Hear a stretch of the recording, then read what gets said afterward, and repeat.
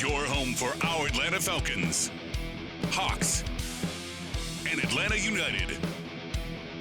Your teams play here. Sports Radio 92.9, The Game. We are Dukes and Bell. We start off every day by saying... the music threw me off. I gotta be honest. Okay, no. Okay, I just wasn't sure.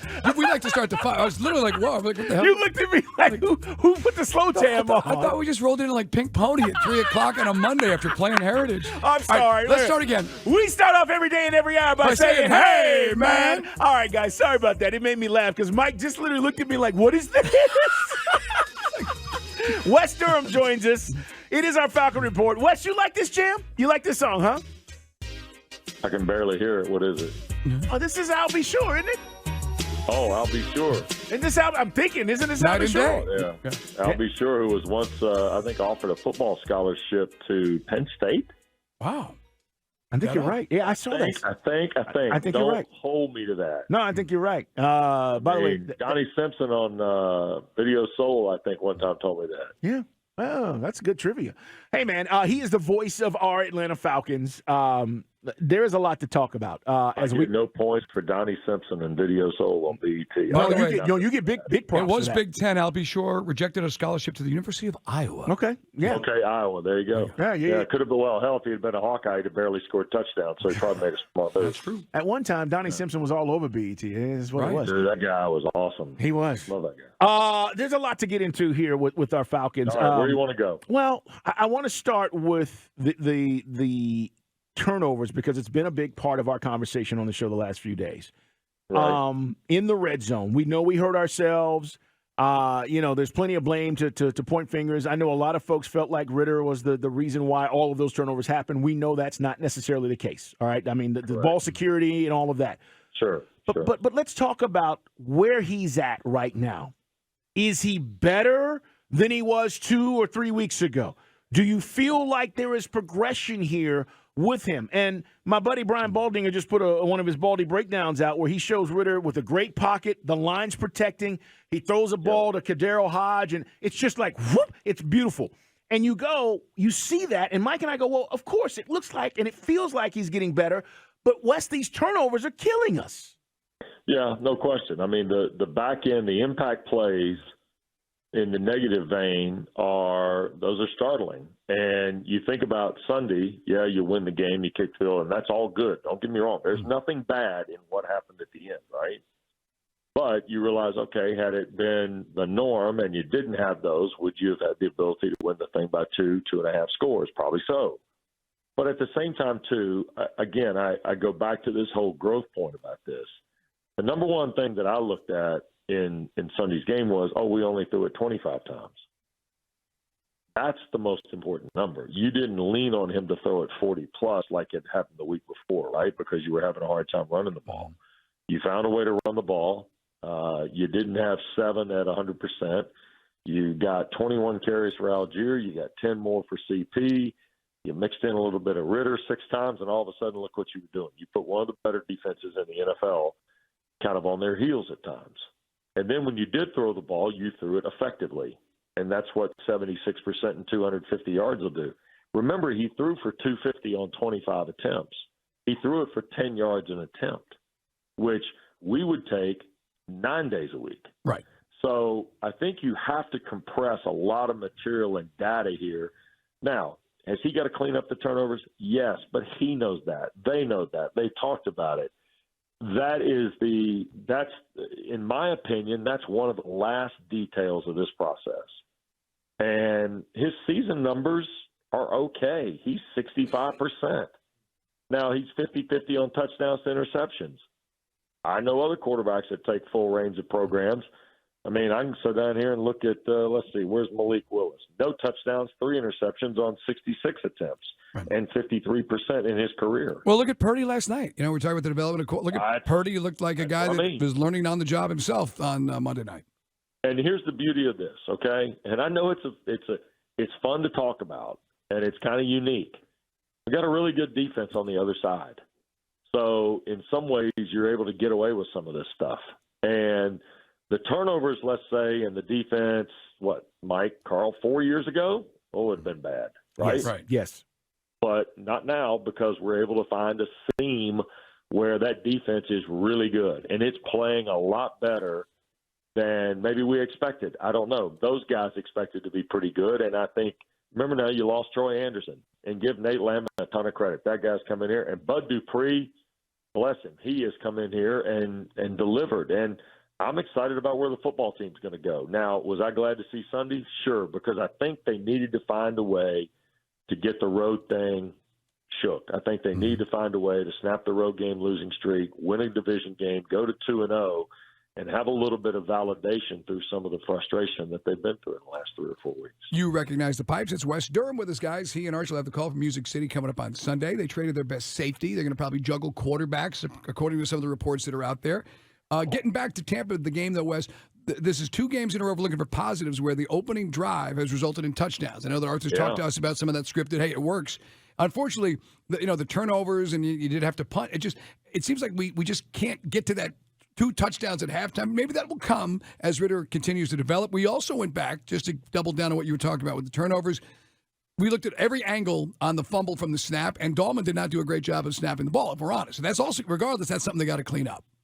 No question. And it's, all the stuff that, the quarterback gets too much credit, gets too much blame.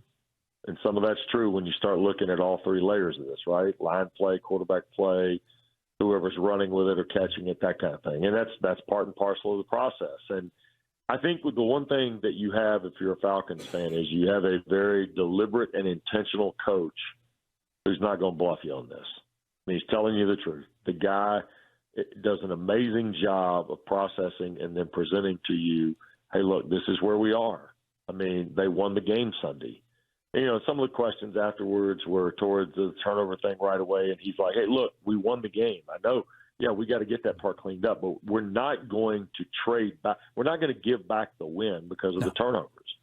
And I don't think anybody would, but he wants to, I think, focus on the positive pieces that have developed here in the last couple of weeks, and rightly so, because, like we talked about last week, 2 weeks ago when you got stoned against Washington in the run game, that is a frustrating process, and then you have to throw it more and things like that, and that just took this team away from its personality.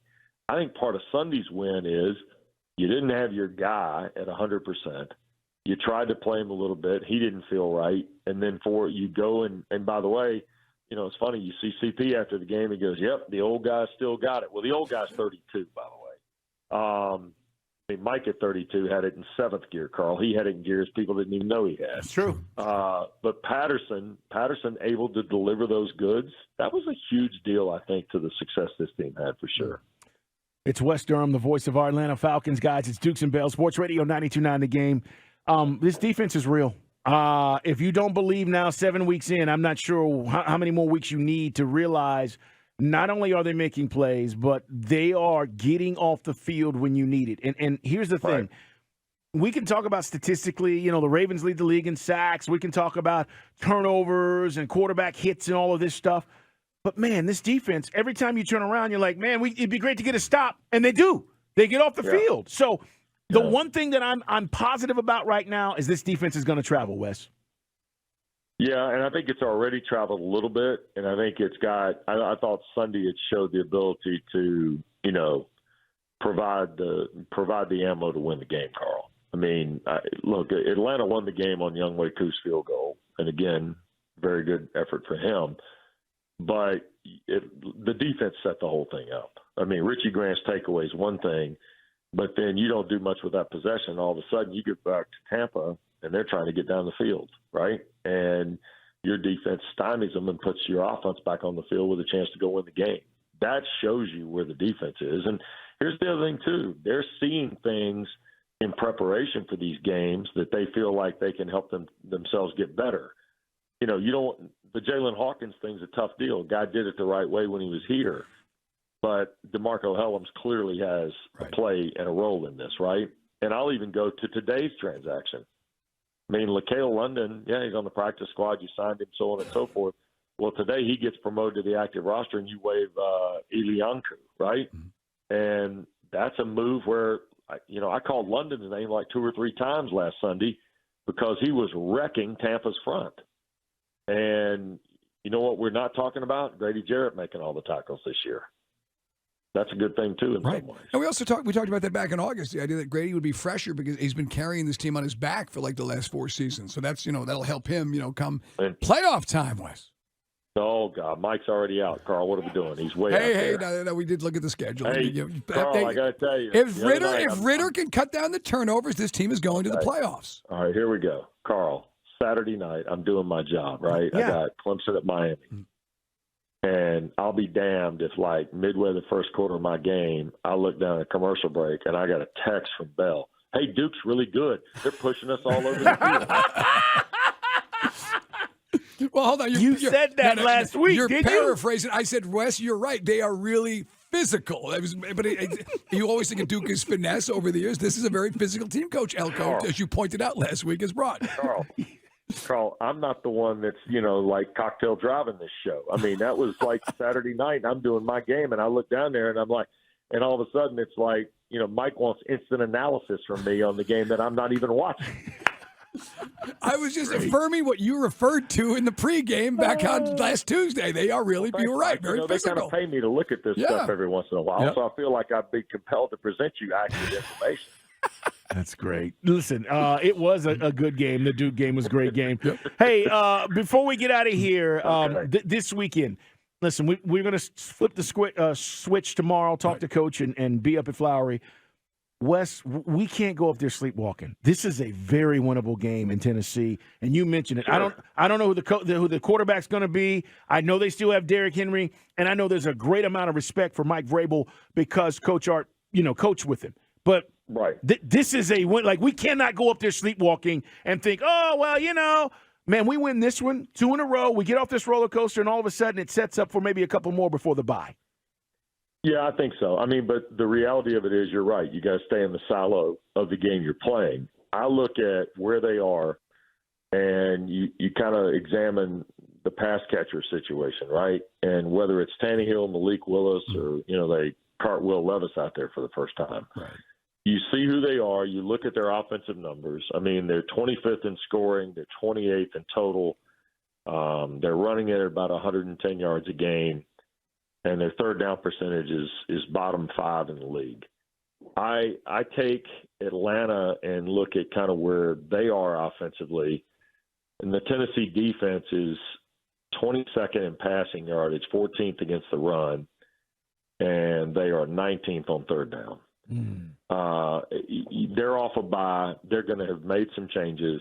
I don't know that the quarterback will be one of them. I think Nuke Hopkins is still Nuke Hopkins no matter what kind of year he's having. And Derrick Henry he's a masher. Right. I mean, and you've got to get him on the ground. And I think it's really important to set a tone early in the game.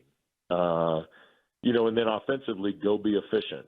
And that means don't turn it over a ton, obviously. But at the same time, see if you can't get your playing personality established like you did at times last week. I thought the number of guys that caught passes last week in the 25 attempts that Dez had, the 19 completions, I just thought it was really important that a lot of guys saw the football. And I thought that was a huge, huge step for kind of where the football team's going to go. And I agree with you. I think it'll be a physical football game. Both coaches are basically those guys. And that's why I think they work so well together up there. And, whether it's Tannehill, Malik Willis, or, somebody else quarterbacking, Atlanta needs to go up there and try and find a way to win. Vegas thinks it'll be a defensive struggle. Over under at 37. We're 2.5-point favorites going up to Nashville. Wes, we got to get. I'm looking forward to your. By the way, I got Carolina, Georgia Tech Saturday night in Atlanta, Mike. So if you just want to call during a commercial break, I'll talk to you. Well, we'll be somewhere on Broadway, so if you give me some sit rep on that'd be awesome, Wes. Oh, you're going to Nashville. You're going to make a little road trip, huh? Yes, I'll be listening on the satellite to your play-by-play call in the stadium. Hey, and think of it like this, Mike. No state tax in Tennessee, so you can spend all you want up there, and you don't have to give Uncle Sam as much. I like it. Wes, take care. We appreciate you as always, man. We will have a great call on Sunday, my friend. Take care. Thanks, guys.